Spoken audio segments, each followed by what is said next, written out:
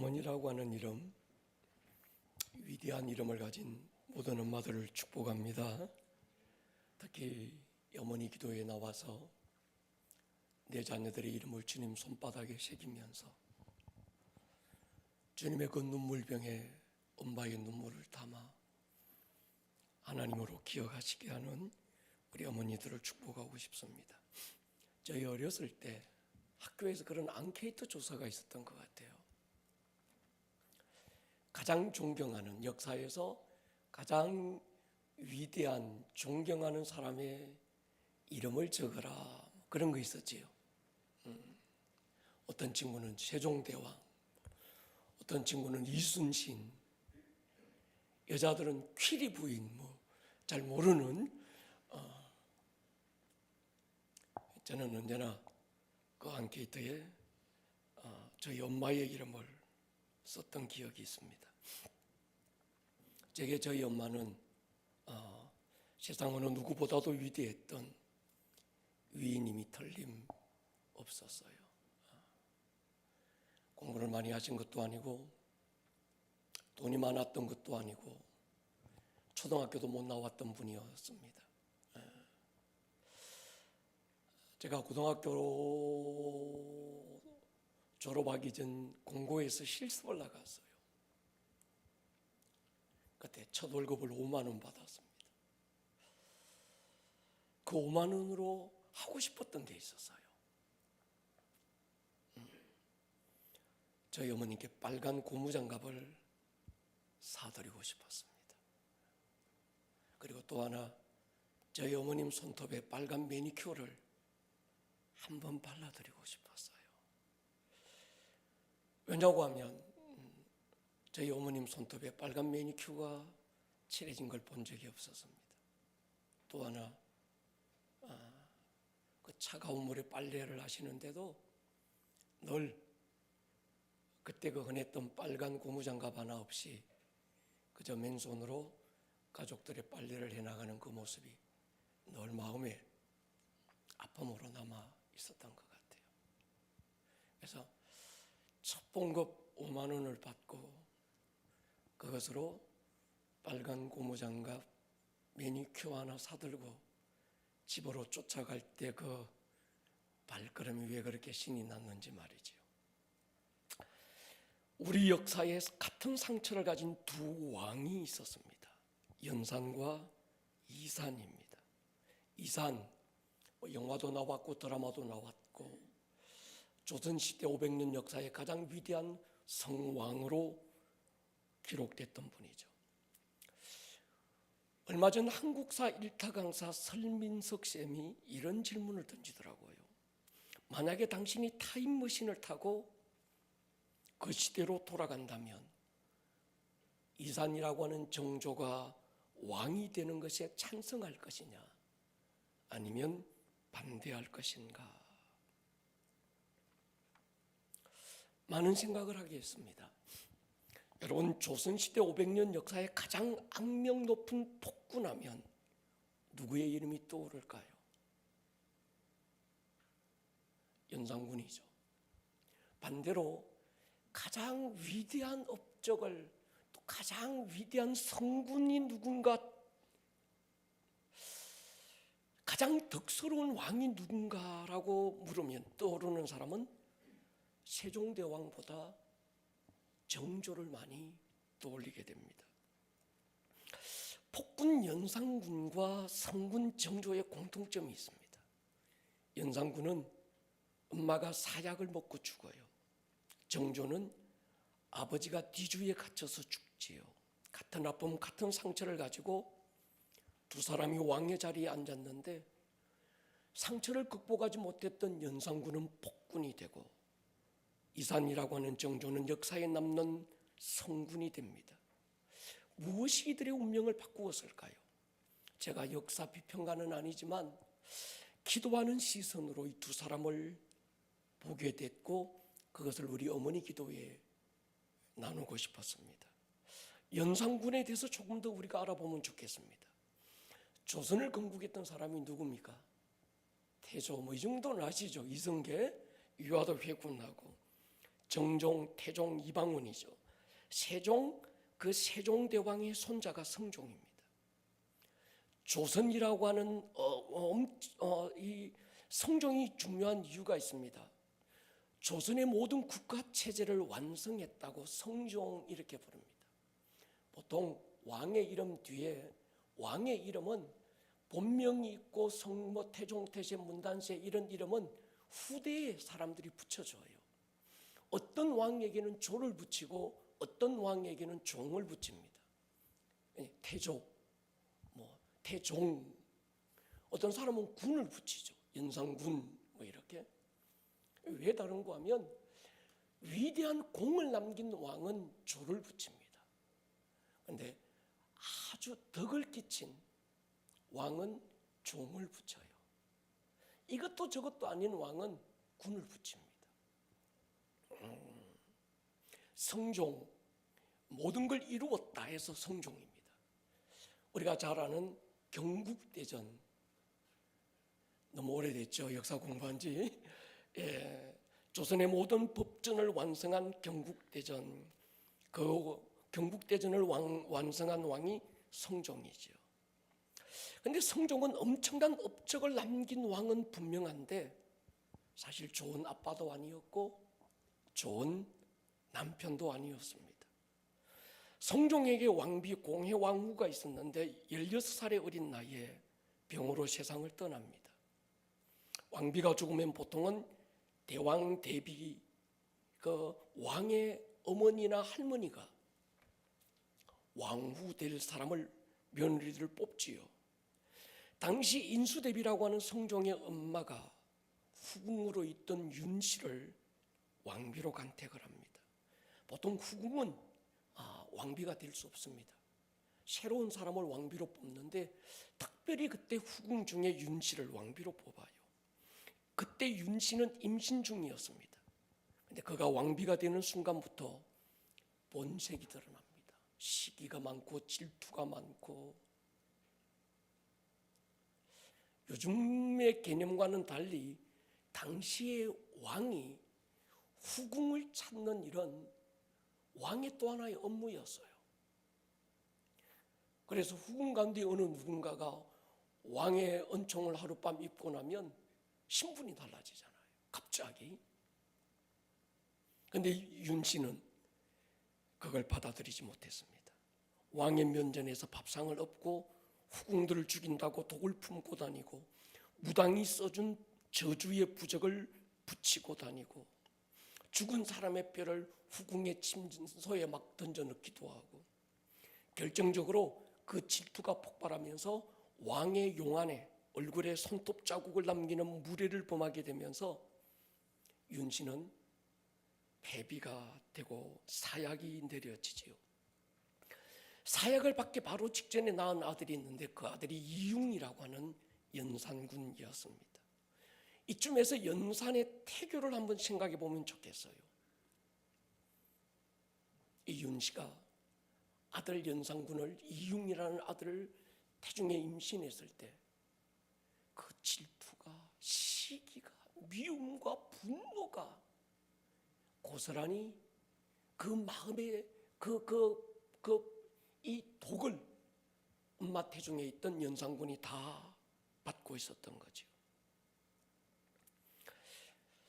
그 아버지 성종은 엄격한 사람이었고 또 윤씨에 대한 좋은 기억이나 사랑이 없이 태어난 이 연산에 대한 애정도 그렇게 없었던 것 같습니다. 할머니 인수대비도 자신이 잘못 간택했던 윤씨에 대한 그 마음으로 태어난 연산군을 그렇게 기뻐하지 않았습니다.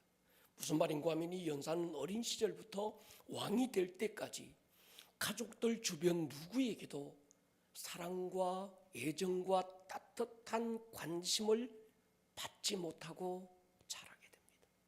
대중에 있을 때에도 자라가면서 마찬가지죠. 애정 결핍 가운데 자랍니다. 연산이 자기 엄마의 죽음에 대해서 알게 된 건 사실 당신은 몰라서요. 6살이었으니까.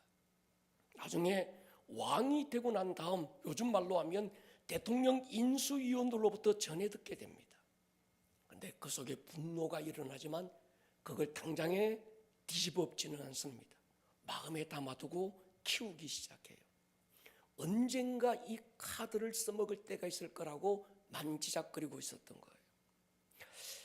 그가 왕권을 강화해야 될 어떤 필요성이 있을 때 이 명분으로 내세우겠다는 거였습니다. 그리고 만지작거리던 카드를 갑자년에 꺼내들지요. 그 일이 무시무시했던 갑자사화입니다. 누구부터 죽이는가 하면 엄마에게 사약 사발을 가져다 준 이쇠자부터 능지처참하면서 궁 안에 피바람이 불기 시작합니다. 사화에 의하면 자기 아버지의 총애를 받았던 후궁들을 묶어놓고 캄캄한 밤에 불 다 꺼버리고 그 후궁들의 아들들을 불러요. 아무것도 보이지 않으니까 지금 네 앞에 있는 사람은 왕에게 잘못한 반역을 일으킨 사람이다. 너 어떻게 할래? 왕이여 죽여야지요. 몽둥이를 주는 거예요. 그리고 자식이 자기 엄마를 때려 죽이게 만들어요. 그리고 죽고 난 다음에 불을 켜는 거예요. 보니까 자기가 때려 죽인 사람이 자기 엄마인 거예요.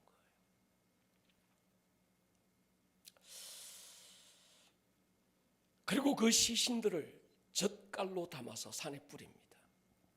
신하들에게 신음패를 달고 다니게 해요. 쉽게 얘기하면 신음패, 말, 혀를 잘못 놀리면 목을 치겠다는 협박이었습니다. 우어금지법을 만들어서 신하들이 2사람 이상 모여서 수군대면 자기를 비방한다고 여기고 처형시켰습니다. 나중에 연산군은 이복 동생 중종이 일어나 반란을 일으키면서 유배지로 쫓겨가고 2달 만에 죽습니다. 그리고 그 이름은 폭군 연산으로 역사에 새겨지게 되지요. 그로부터 250년의 세월이 흐른 뒤에 영조 때 아들 이선이라고 하는 사도세자가 태어납니다. 그런데 이 아들이 천재였어요. 3살 때 천자문을 떼고 정사를 논합니다. 아버지 영조의 기대를 가득 안고 이 아들이 자라고 사춘기가 넘어가면서 이 아들이 정신분열증을 앓게 되고 공황을 앓아요. 그래서 미쳐서 돌아다닙니다. 궁녀와 후궁의 목을 베는데 100여 명을 연쇄살인을 합니다. 완전 미치광이 세자가 됐어요. 생각해 봤습니다. 이선이라고 하는 이 사도세자가 왜 이렇게 미치광이가 됐을까? 비극의 시작은 사실은 아버지 영조로부터 시작됩니다. 더 자세하게는 영조의 태생에서부터 시작돼요. 영조의 아버지 숙종과 후궁이었던 장희빈 그 사이에 아들이 있었는데 일찍 죽어요. 원래 영조의 엄마는 궁녀 중에 가장 천한 무술이었습니다. 왕으로부터 태어나서도 무술이의 아들은 왕이 될 수 없었어요. 신분세력이. 왕자의 반열에 처음엔 들지도 못했습니다. 근데 당시 상황이 영조가 아니면 누구도 왕이 될 혈통이 없었던 겁니다. 그래서 노른 당시 어떤 이 신하들 가운데 어떤 좌의정 우의정 거기에 어떤 노른들 그들과 도움을 받아서 이 영조가 왕의 자리에 앉게 되지만 사실은 허수아비 왕으로 존재해요. 언제나 약점을 가지고 있었던 거예요. 너 무술이의 아들이야. 이런 상황에서 영조는 왕으로서의 왕권을 강화하기 위해서 왕이 신하들에게 허점을 보이거나 빈틈을 보이면 안 된다는 강박에 사로잡힙니다. 피나는 노력을 해요. 그러면서 영조가 40이 넘어서 아들을 얻었는데 그 아들이 우리가 잘 아는 드라마 속의 주인공 이산. 그 이산이 사랑했던 여자애가 누구죠?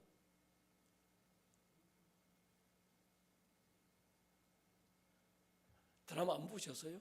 2007년도 8년도에 1년간 했는데 이 이산이 태어납니다. 이 이산 역시 너뚱이지만 너무 똑똑하고 아주 굉장히 천재였던 아이였습니다. 그런데 여러분 이 사도세자가 연산에 영조의 아들 사도세자가 굉장히 똑똑했어요. 그러니까 이 영조라는 그 아버지가 굉장히 아들에 대한 기대가 컸어요. 근데 문제는 기대만 컸지 애정과 사랑이 없었습니다. 왜냐고 하면 이 아들을 내가 엄격하게 키워서 이 아들이 왕이 돼야 그런 그러니까 그 영조가 아들을 사도세자를 만날 때마다 항상 나무래요. 뭐 댕기가 잘못 메어졌고 뭐 옷말무새가 어떻고 뭐 어떻고 공부. 아들을 사랑하는 사랑의 표현이 바로 그거였습니다. 결국 이 사도세자가 정신이 돌아버려요. 나중에는 아버지를 죽이겠다고 칼을 빼듭니다. 이 한 가지 사실로 영조는 아들 이선이라는 사도세자를 역적으로 간주하고 칼을 주면서 자기를 하라고 요구해요. 근데 자기를 못하자 아들을 뒤주에 가두고 죽이잖아요. 8일 만에. 이유가 있습니다. 칼로 죽이면 역모를 일으키는 중죄인이 되니까 그러면 어떤 이 역모죄는 3대를 멸하는 겁니다. 그러면 자기도 그 아들도 왕이 될 수 없는 거죠. 마지막 순간까지 영조는 아들보다는 왕실을 먼저 생각했던 사람이었습니다. 아버지 이선이 뒤주에 갇히는 현장을 아들 이산과 해경궁 홍씨가 보고 있었습니다. 여러분 드라마 영화 한번 보십시오. 정조에 관한 영화를 보면 그때 자기 아버지가 뒤주에 갇히면서 그 할아버지 영조 앞에 달려나가 이산이 처절하게 몸부림을 치며 사정을 합니다. 할아버지, 아버지를 한 번만 용서해달라고. 그때 이산의 나이가 11살입니다. 사춘기를 넘어갈 때죠. 이제 영조의 혈통은 아들 이선이 죽고 손자 이산밖에 없습니다. 그래서 자기 손자 이산을 세손으로 책봉하고 왕으로 키우려고 그러죠. 처음엔 이 영조가 해경궁 홍씨와 이산을 왕궁에서 쫓아내 버려요. 우리 아버지 장례식에도 참여하지 못하게 만납니다. 나중에 영조가 자신이 쫓아낸 이산의 엄마 해경궁 홍씨를 불러서 묻습니다. 네 마음이 어떠냐? 그러니까 남편이 죽고 아들의 아버지가 죽는 모습을 보았잖아요. 지난주 우리 아버지 기도회 때 이 영상을 틀어드렸는데 이 영상이 저작권에 걸려서 유튜브에서 이게 방송이 안 되도록 막아버렸더만요. 그래서 오늘 영상을 좀 준비했다가 제가 이거 또 막힐 것 같아서 영상을 준비 못했습니다. 마음으로만 그려보시면 좋겠습니다. 그때 해경궁 홍씨 이산의 엄마가 굉장히 지혜롭기도 했지만 이산에 대한 애정이 굉장히 남달랐습니다. 영조에 대한 불만이나 원망의 말을 내놓지 않고 지금까지 자신과 아들이 살고 있는 건 영조 왕의 은총이라고 감사하다고 대답해요. 그러면서 이 영조가 이산이라는 자기 손자를 왕으로 만들 테니까 내게 보내라고 그래요. 이유는 뭔가 호적을 파내자는 겁니다. 사도세자의 아들로서는 왕이 될 수 없으니까 먼저 죽은 세자의 양자로 이산을 입적시키겠다는 거예요. 해경궁 홍씨가 한참을 생각하다가 보내요. 그리고 가장 먼저 한 일이 이산의 이 상복을 벗깁니다. 넌 이젠 사도세자의 아들이 아니라는 거예요. 그때 이산 영화 보면, 그 드라마 보면, 영화 보면 이 상복을 벗지 않겠다고 막 처절하게 울면서 엄마에게 매달리는데 그 엄마가 뺨을 팍 치면서 넌 사도세자의 아들이 아니야. 넌 왕이 돼야 돼. 그러면서 왕궁으로 보내게 되지요. 이런 트라우마를 가지고 이산이 왕궁에 들어와서 세손 수업을 받게 됩니다. 여러분, 당시 노른들이 이산을 어떻게 봤을까요? 당시 어떤 왕을 도와서 나라의 일을 맡았던 이 노른 중력들은 역사를 공부했던 엘리트들입니다. 그리고 그들은 250년 전 조선 왕실의 비극을 알고 있었습니다. 연산군에 대한 이야기. 자기 엄마가 사약을 먹고 죽는 그 일을 알았을 때 그 일에 관여됐던 사람들은 능지처참하고 3, 4대를 다 죽이고 왕궁의 피바람을 일으켰다는 갑자사발을 너무 잘 알고 있는 거예요. 그런데 아버지 사도세자가 뒤주에 갇혀 죽는 그 일에 가담했던 노름들이 많이 있었던 거예요. 그리고 그 아들 정조가 왕이 되겠다고 지금 왕궁이 들어왔습니다. 그럼 여러분들이 노른들이라면 반대하겠습니까? 찬성하겠습니까?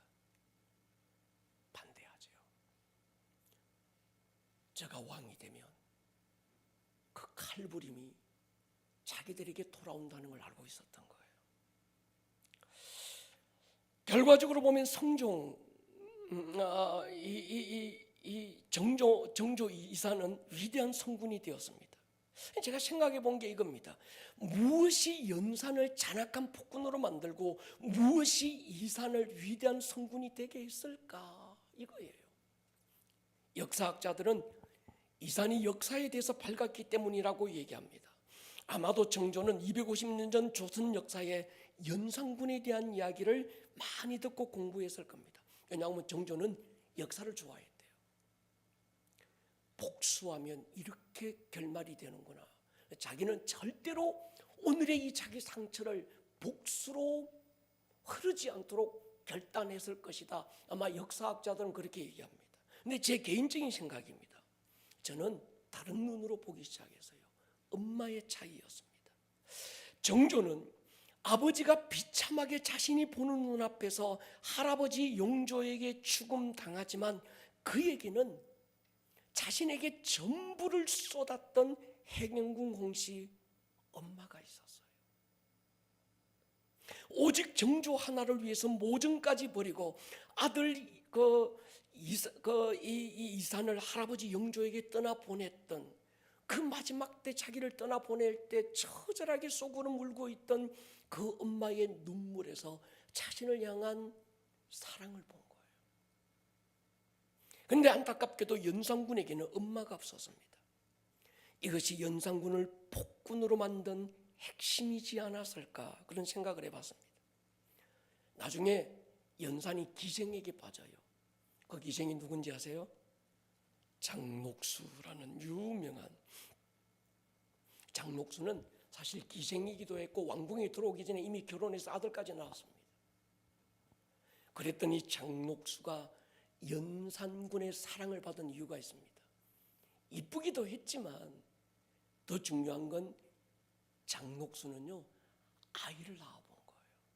그러면서 애정, 특히 모정 결핍으로 정말 폭군처럼 변하고 있는 연산군의 내면에서 모정의 결핍이라고 하는 걸 보게 돼요.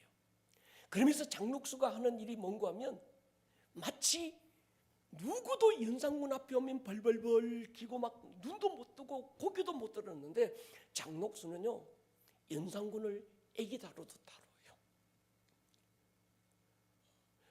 연산군 등에 올라타서 막 말놀이 하고요. 연산군 부를 때 막 그냥 반말 막 떡떡하고요.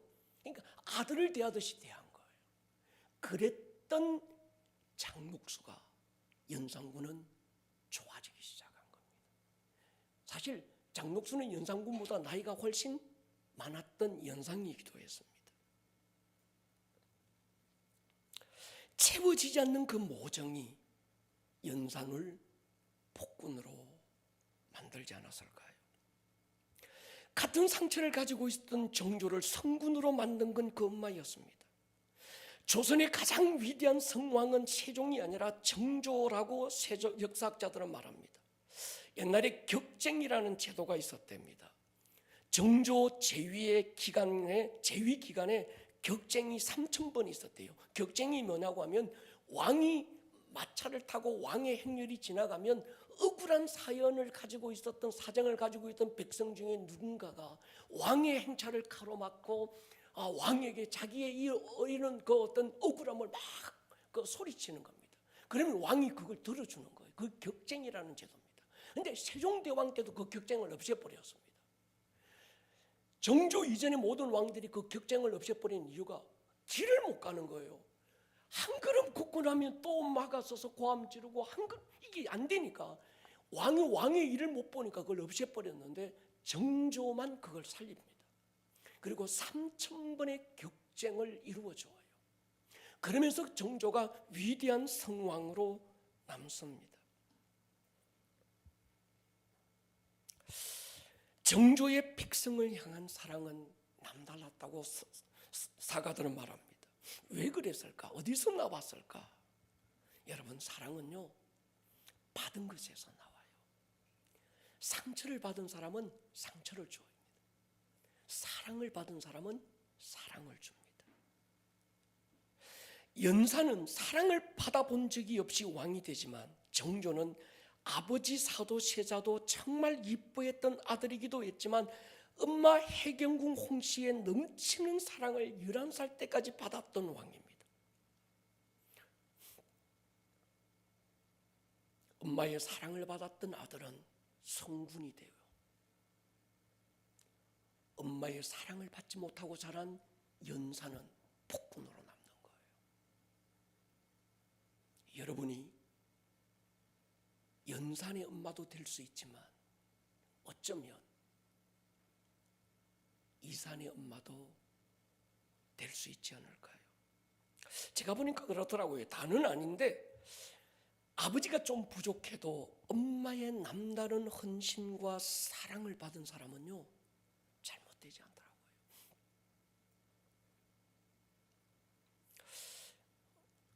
저와 같은 세대만 해도 엄마의 헌신과 기도로 내가 이런 사람이 되었다고 하는 감정들이 참 많았습니다. 깡패가 엄마의 눈물로 새 사람으로 변화되고 시대 페류나가 승리되었다는 그 감정들이 굉장히 많았습니다. 범죄자가 인지를 붙들고 마지막 결단을 해나갈 때 그 마음을 흔든 마지막 수단은 아버지가 아니라 엄마였던 것 같아요. 그 범죄의 현장에 누구도 안 통했는데 엄마가 와서 그 아들의 이름을 불러줄 때 그 잔악한 범죄자의 마음이 그 엄마의 목소리 하나에 흔들리잖아요. 이유가 뭘까요? 엄마에게는 헌신과 눈물과 사랑이 배인 거예요. 우리 때는 그랬던 것 같아요. 죄송합니다. 우리 엄마가 나한테 어떻게 했는데, 우리 엄마가 나 때문에 얼마나 고생했는데. 안타깝게도 요즘 우리 자녀들의 가슴에 이런 엄마 상이 잘 없는 것 같아요. 개천에서 용이 나오는 시대가 지났다고 말하지만 사실은 개천에서 용을 품고 눈물 흘리는 엄마를 찾아보기가 어려운 때입니다. 가장 큰 사랑이 뭘까요? 기도지요.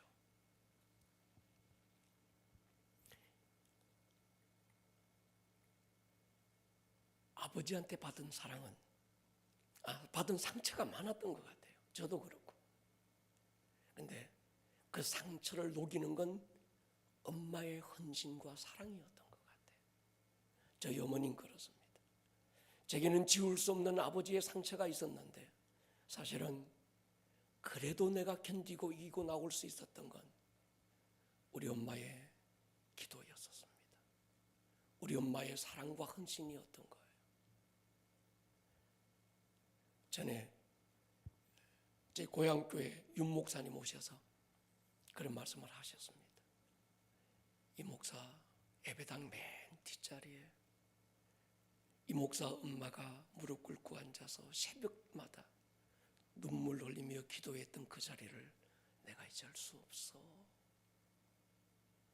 여러분, 엄마의 기도가 있으면 여러분의 자녀도 정조가 될 수 있습니다. 이산이 될 수 있습니다.